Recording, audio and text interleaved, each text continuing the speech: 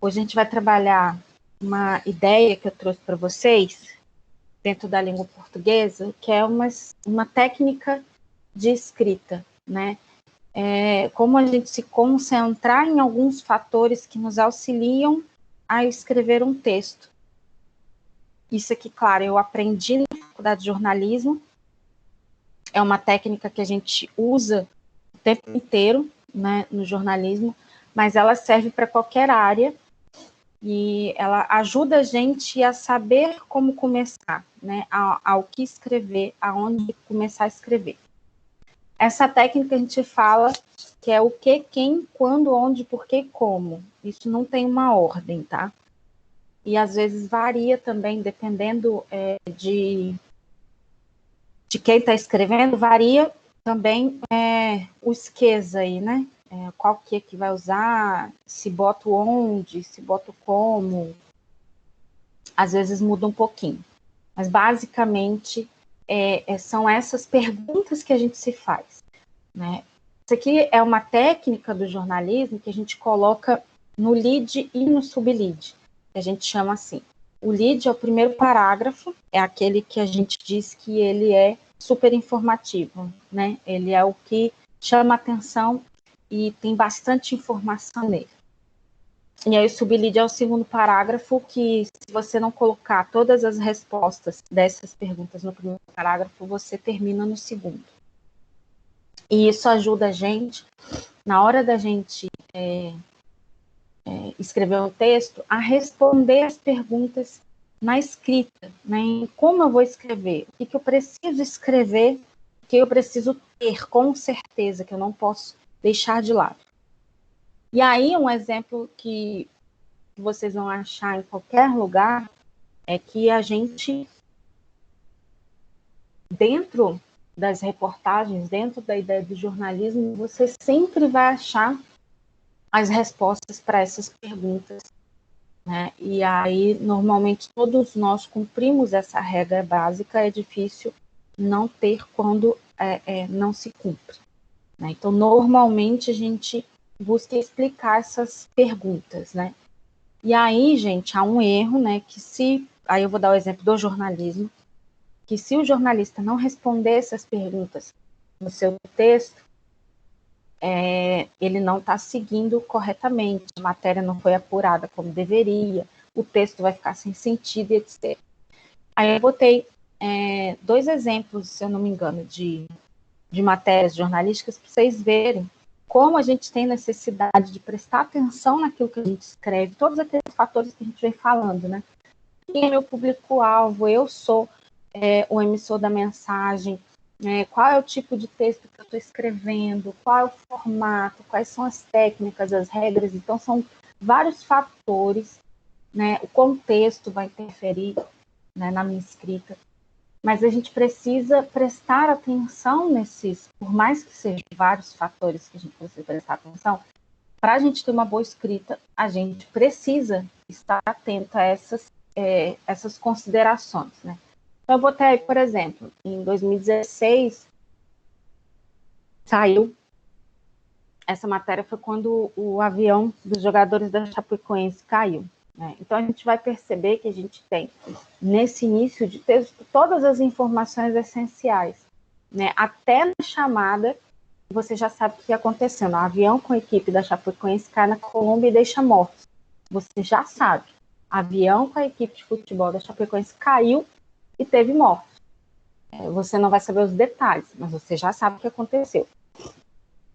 E aí, na subchamada, né, no subtítulo, a unidade de desastre diz que 71 corpos foram resgatados, 6 pessoas sobreviveram, avião decolou de Santa Cruz, em La Sierra, Bolívia, com destino a Medellín.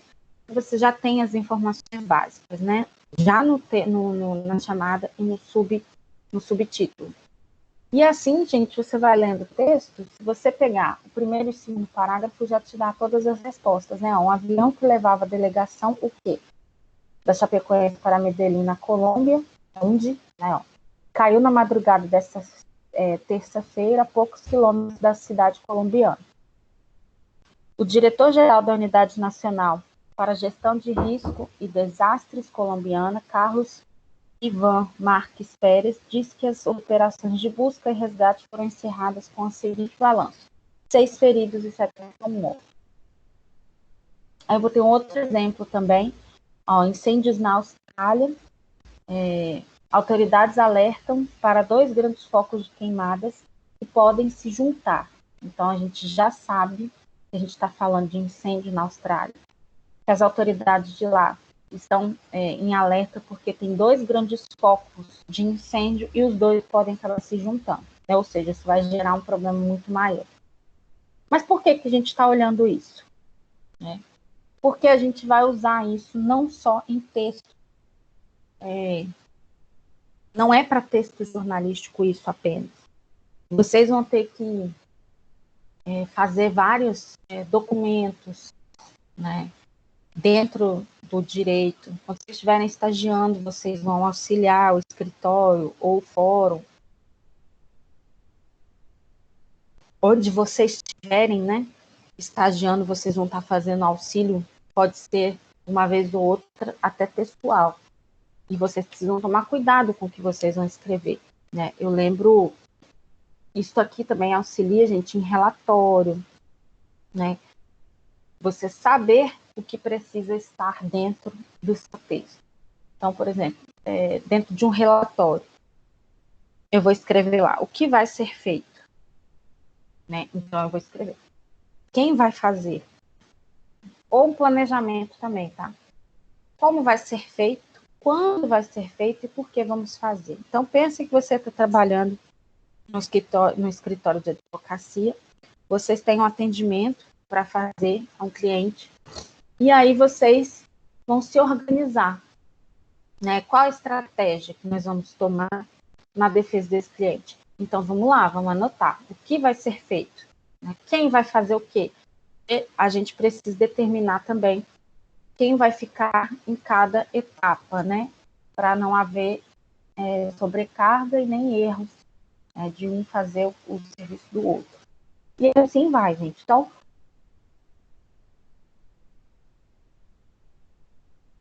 aqui o autor coloca um exemplo, né, de como você pode utilizar no papel, né? Até eu peguei a foto do que ele escreveu, mas tá bem ruim para ler. Depois vocês podem olhar lá na internet.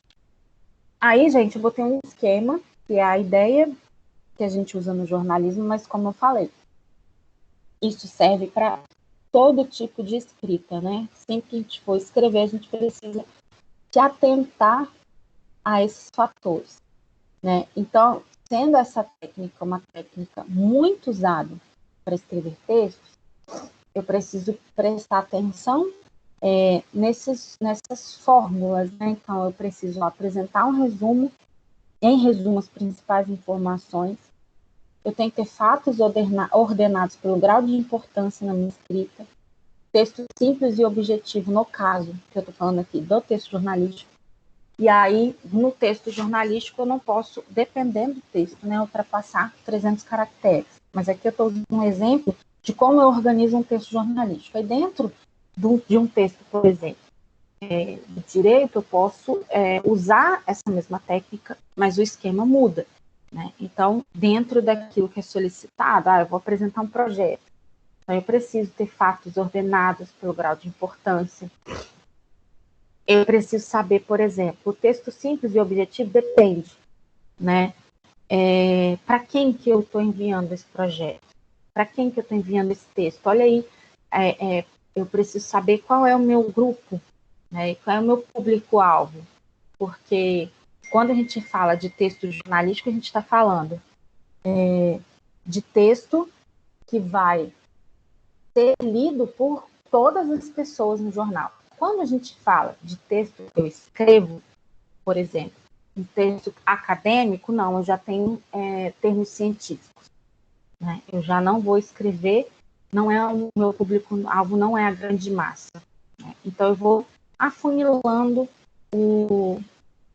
os meus conteúdos, eu afunilo para quem que eu estou direcionando, né? Então, muda um pouco a estratégia, mas eu preciso responder essas perguntas. E aí eu questiono, né? para a área do direito, como que eu vou usar essas perguntas, né? Aí eu peguei uma matéria que um advogado escreveu, e ele fala que, diante de uma pergunta dissertativa, escrita oral, ou mesmo na necessidade de resolução de um problema prático, especialmente jurídico, ao tomar decisões, logo de início a mente pode ficar confusa, tentando encontrar os pontos que convirjam para a resposta. Nessa hora é preciso organizar os pensamentos e uma dica prática. São os 6 Ws, né? Esses 6 Ws seria, então, as palavras em inglês que eu acabei de dizer para você. Então, quem, o que, quando, como, onde e por quê. No direito a gente também usa. Então, quando vocês forem fazer um texto, fazer um documento em que você precisa defender alguém, você precisa esclarecer algo, isso vai direcionar o pensamento de vocês. Para auxiliar na escrita, primeiro eu preciso responder essas perguntas, depois eu me aprofundo, por exemplo. E aí, então, dentro do trabalho, a gente vai perceber que para eu escrever na faculdade, para eu fazer provas, eu preciso identificar essas respostas. É o primeiro passo para uma escrita correta. E aí, gente, o seu pensamento vai sendo conduzido a aprimorar essa escrita e a solução dos problemas que você levantou. Né? Então, aí, você vai respondendo essas questões e você consegue ter uma escrita objetiva. Né? Por quê? Há muitas pessoas que, na hora que vão escrever um texto, por exemplo, eu vou passar uma atividade, a gente vai começar a entrar na fase dos textos escritos, né? E alguém fala assim, professora, mas eu não consigo escrever, eu não tenho direcionamento, eu não consigo me concentrar, eu perco o fio da meada, etc. E isso é um jeito da gente conseguir direcionar as nossas ideias, né? Não ficar perdido, escrevendo muita coisa, mas ao mesmo tempo não está escrevendo nada, porque não é nada daquilo que foi pedido, não está direcionado. Né? Então, muitas vezes é preferível que nós tenhamos um texto conciso, né, menor, né, reduzido, na verdade, do que um texto muito extenso, muito grande, em que eu disse muito sem dizer nada. Né? Não era nada direcionado ao assunto questionado. Então, essa técnica ajuda a gente a direcionar as nossas ideias na escrita. Eu vou escrever um texto dissertativo, argumentativo, por exemplo, uma resenha. Na resenha crítica, eu vou lá e eu vou responder essas perguntas para eu focar o meu pensamento, para eu saber, peraí, isso aqui cabe em 4 parágrafos, cabe em 5, cabe em 3. O resto é resto. Né? O resto eu posso acrescentar outras informações, sim, não há problema nenhum. Mas eu preciso inicialmente direcionar o meu pensamento para eu não escrever demais sem escrever nada. E aí o autor coloca, essas perguntas nunca são respondidas de maneira direta ou indireta, né? Então é sim ou não. Você precisa, então, responder de outra forma, né? Então, sobre quem estou tratando, ou quem escreveu o texto, ou quem são as partes, né? Então, resenha crítica. Quem escreveu o texto que eu li? Estou respondendo quem? Eu estou fazendo um processo, estou escrevendo um processo contra alguém em defesa do meu cliente. Quem são as partes? O que é isso, ou o que devo buscar? Então, você está falando de uma resenha crítica. O que é isso? É um texto crítico em relação a um livro que eu li. O que devo buscar, por exemplo? O que eu quero através desse processo? Né? O que nós estamos buscando através disso? Então, quando ocorreram os fatos, quando foi escrito, quando é aplicado, percebe que não é só o que, o quando, onde, como e porquê. Ele nos direciona a responder, né? Como se usa, como se aplica, como é o processo, né? Como é o procedimento e assim sucessivamente. Onde fica, onde ocorreram os fatos, onde está na lei. Olha o tanto de respostas que você vai ter, por exemplo, no processo, né? Então, onde fica o cliente? Né? Então, você vai responder endereço, por exemplo. Onde ocorreram os fatos dessa situação aqui? onde isso está na lei, né? Então, olha o tanto de coisas que você pode preencher no seu texto e direcionar sem haver erros, né? Por que disseram isso?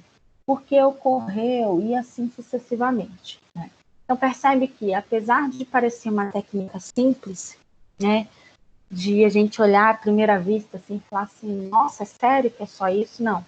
Você consegue, abstrativamente, aumentar esse leque de opções, né? Mas utilizando ela como base, você pode ter um texto muito melhor escrito, porque você vai estar respondendo questões essenciais dentro de um texto, e aí você consegue amarrar o seu pensamento com mais facilidade. Para quem tem dificuldade, ajuda muito, né? E aí, então, o autor também fala a questão de como os gregos, né, Platão, Aristóteles e Protágoras, foram eles que condensaram então a ideia de persuasão e argumentação teórica, expondo fatos, demonstrando-os e concluindo com aspectos essenciais. Olha como eles usavam: brevidade, clareza, verossimilhança.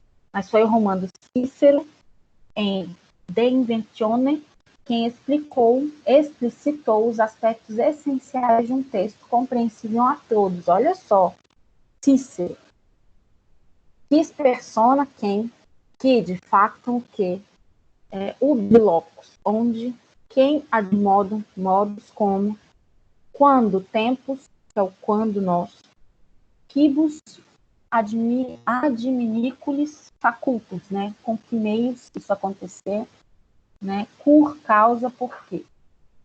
Então, você vê que nós temos, desde os séculos mais remotos, a utilização dessa técnica, né? Então, a gente consegue, através dela, direcionar os nossos pensamentos na escrita, tá?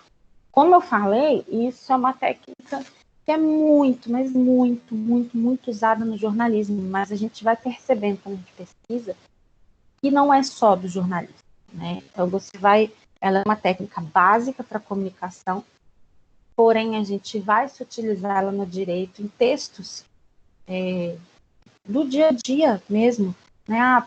Um professor pediu um artigo científico, um professor pediu para eu escrever uma resenha crítica, que vocês estão escrevendo para o seminário interdisciplinar. Então, são perguntas que precisam ser respondidas, né?